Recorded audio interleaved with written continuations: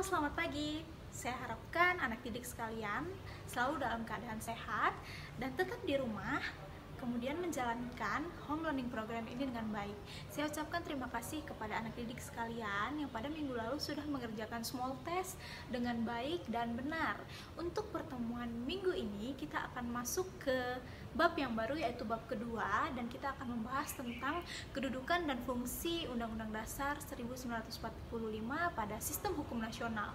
Jika pada bab 1 yang lalu kita sudah membahas tentang hierarki tertinggi yang ada di negara kita, yaitu ideologi Pancasila, maka pada bab 2 kali ini kita akan mempelajari tentang hierarki kedua, yaitu bisa kita sebut sebagai konstitusi negara kita, Undang-Undang Dasar Negara Republik Indonesia tahun 1945. Pada bab 2 kali ini, saya harapkan anak didik sekalian bisa menjelaskan perihal tentang bagaimana konstitusi ini dijalankan dan peraturan-peraturan yang akan kalian ingat, serta fungsi masing-masing dari aturan yang ada di dalam konstitusi tersebut. Nah, untuk tidak berlama-lama, mari kita perhatikan slide berikut.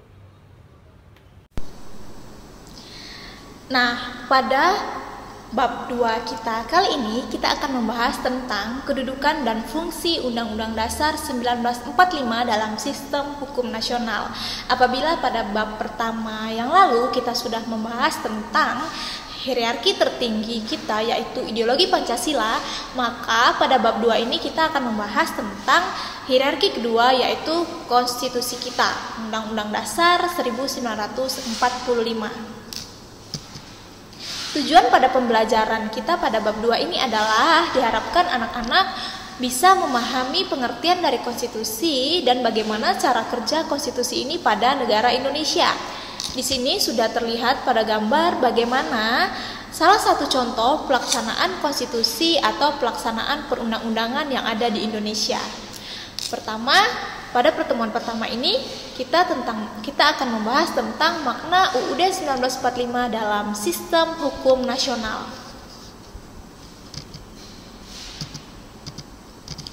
Pertama, konstitusi sebagai hukum dasar, kemudian Undang-Undang Dasar Negara Republik Indonesia tahun 1945 sebagai sumber hukum utama dan konstitusi di Indonesia.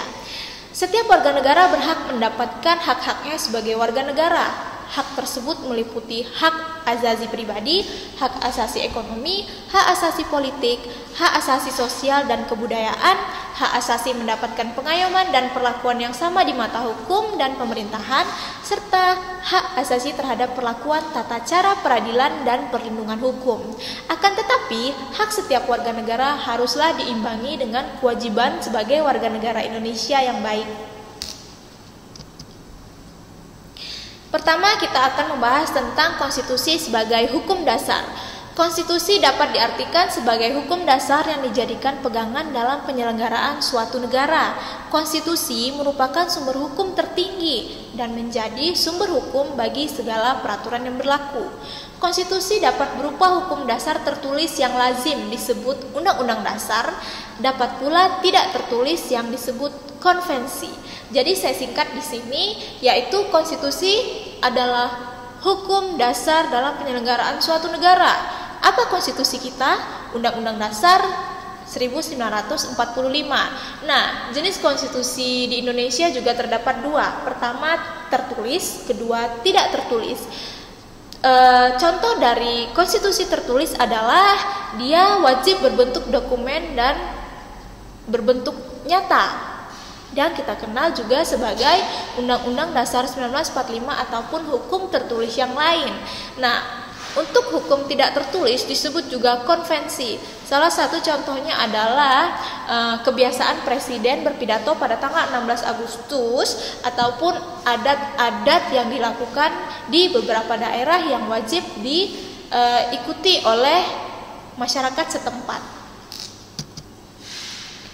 Herman Heller dalam bukunya Ajaran tentang Konstitusi membagi konstitusi dalam 3 tingkat. Pertama, konstitusi sebagai pengertian sosial politik, konstitusi sebagai pengertian hukum, konstitusi sebagai peraturan hukum. jika dilihat dari pengertian politiknya, yaitu mencerminkan keadaan sosial politik bangsa itu sendiri. Pengertian hukum adalah political decision, artinya merupakan keputusan masyarakat itu sendiri. Nah, jika dari pengertian hukum, keputusan masyarakat dijadikan suatu perumusan normatif yang harus berlaku.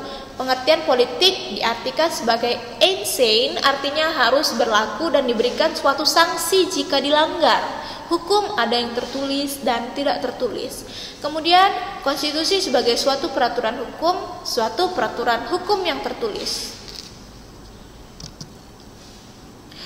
Penyusunan Undang-Undang Dasar perlu disertai pokok-pokok pemikiran konseptual yang mendasari setiap perumusan pasal-pasal Undang-Undang Dasar serta keterkaitannya secara langsung atau tidak langsung terhadap semangat proklamasi kemerdekaan 17 Agustus 1945 dan pembukaan Undang-Undang Dasar 1945. Berisi dasar-dasar pikiran mengenai demokrasi ekonomi dan demokrasi sosial.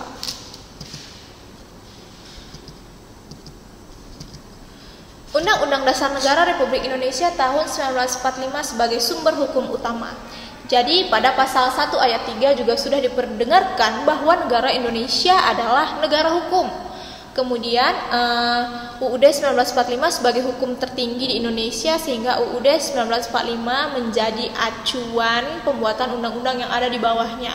Jadi apabila suatu peraturan baru yang akan dibuat tidak boleh melebihi dari UUD 1945 ini. Dia tetap menjadi acuan bagi peraturan-peraturan yang nantinya akan dibuat. UUD 1945 sudah mengalami perubahan amandemen sebanyak 4 kali, yaitu dimulai pada tahun 99 hingga 2002. Terjadinya amandemen tersebut menyebabkan perubahan pada susunan lembaga-lembaga dalam sistem ketatanegaraan Indonesia. Mengapa amandemen perlu dilakukan? Kembali ke sifat ideologi kita juga salah satunya bersifat fleksibel. Otomatis konstitusi yang ada di Indonesia ini wajib mengikuti perubahan zaman. Tentunya perubahan zaman ini tanpa kita sadari akan terjadi, dan peraturan hukum pun akan terus berubah seiring berjalannya waktu disesuaikan dengan kebiasaan-kebiasaan masyarakat yang ada di negara tersebut. Kenapa menyebabkan perubahan pada susunan lembaga dalam sistem ketatanegaraan? Karena memang apabila hukum baru tercipta, maka susunan pemerintahan yang baru pun akan tercipta. Jika hukum baru terbentuk, maka sistem pemerintahan yang baru juga akan terbentuk, dan itu akan terus mengikuti seiring dengan perkembangan zaman. Itu tadi penjelasan slide pertemuan kita pada kali ini. Saya akan menjelaskan secara singkat bahwa memang konstitusi ini adalah urutan kedua dari ideologi kita. Konstitusi dibentuk untuk mengatur penyelenggaraan sistem ketatanegaraan. Diharapkan memiliki konstitusi yang kita gunakan, yaitu UUD 1945, negara bisa berjalan sesuai dengan keinginan masyarakat yang ada di negara kita. Amandemen juga sudah dilakukan beberapa kali. Hal ini dimaksudkan agar konstitusi kita sesuai dengan perkembangan zaman, karena memang zaman terus bertambah, terus maju, sehingga amandemen ini perlu dilakukan untuk memunculkan hukum-hukum baru yang disesuaikan dengan kebiasaan masyarakat sekarang. Sistem ketatanegaraan juga sangat dipengaruhi oleh konstitusi, karena memang konstitusi ini adalah dasar hukum untuk mengatur seluruh sistem ketatanegaraan yang ada di negara kita. Diharapkan pemerintah pun dengan masyarakat dapat menjalankan konstitusi ini dengan baik, sehingga negara kita dapat menjadi aman dan tentram. Pun kita juga harus melakukan hak dan kewajiban kita sebagai warga negara yang baik, yaitu mengikuti konstitusi dengan baik dan benar. Itu tadi pertemuan pertama kita di bab 2. Saya harap anak didik sekalian dapat mengerti dengan penjelasan slide saya. Apabila ada pertanyaan, kalian bisa langsung komen di kolom chat atau di kolom komentar Edmodo, atau dapat menghubungi saya pribadi. Oke, itu pertemuan kita pada hari ini. Terima kasih saya ucapkan kepada kalian. Salam sehat.